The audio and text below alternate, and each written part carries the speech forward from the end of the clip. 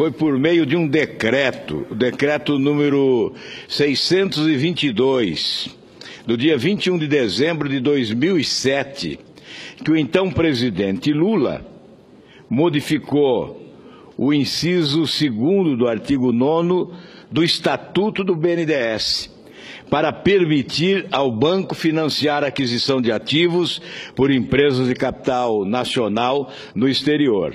Veja a sutil alteração promovida pelo presidente Lula. E agora nós conhecemos as consequências desta alteração. O decreto é o de número 4.418 e que altera o artigo 9º do Estatuto do BNDES, quando coloca: o BNDES poderá também, no parágrafo 2º, financiar a aquisição de ativos e investimentos realizados por empresas de capital nacional no exterior, desde que contribuam para o desenvolvimento econômico e social do país.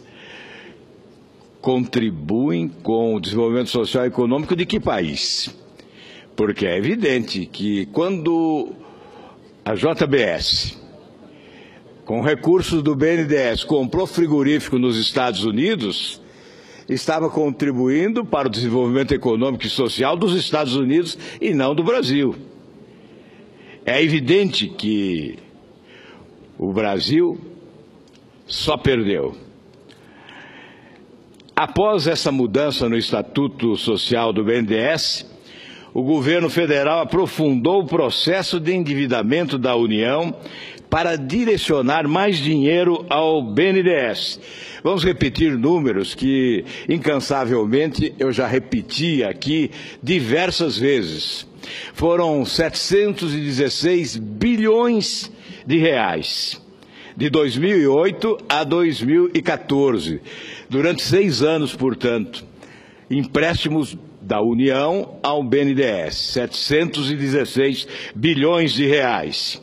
Do FAT, PIS, PASEP e FGTS, 243 bilhões.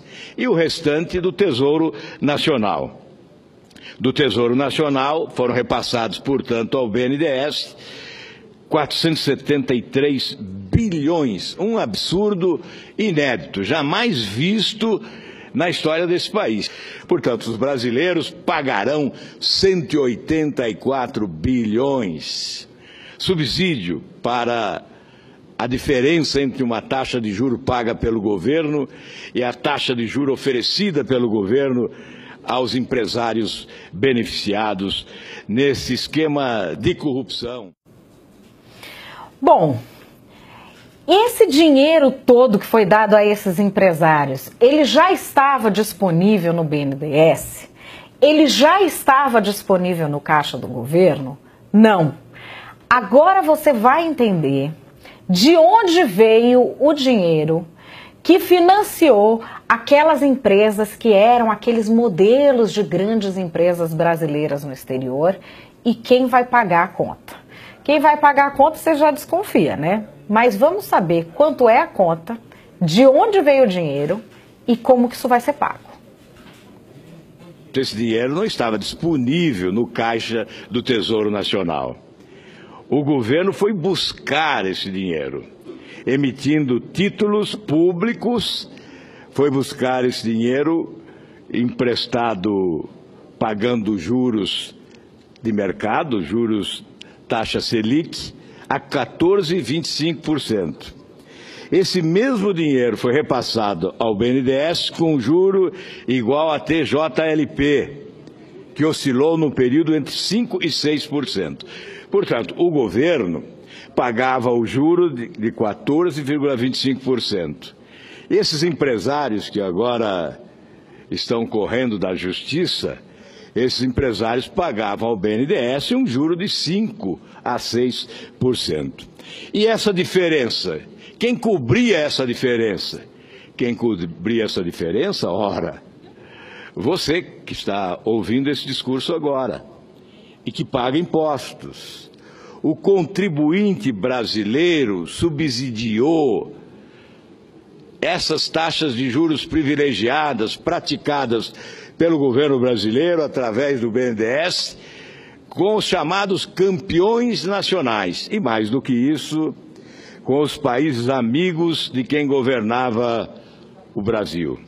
Cuba, Angola, Venezuela, Equador, enfim, países mais próximos ideologicamente daqueles que governavam o nosso país, com o benefício de recursos facilitados. Essa diferença paga pelo povo brasileiro alimentou algumas das ditaduras mais corruptas do universo.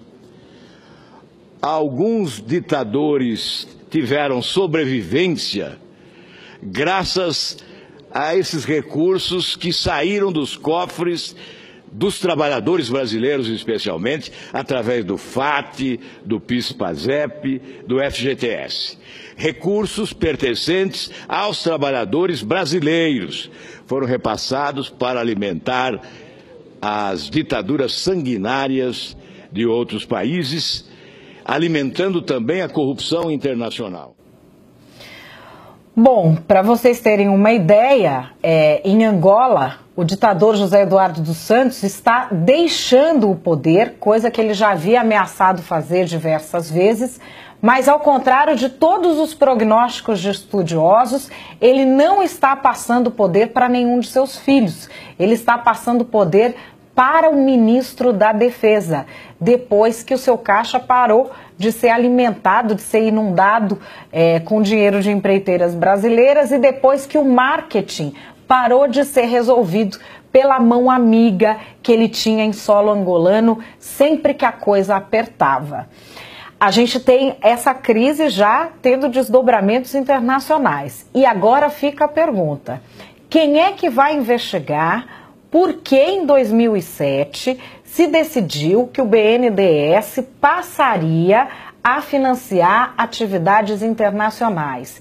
Isso naquele momento era para o nosso bem? Era para o bem do Brasil? Pode ser que seja, mas é uma resposta que o Brasil espera.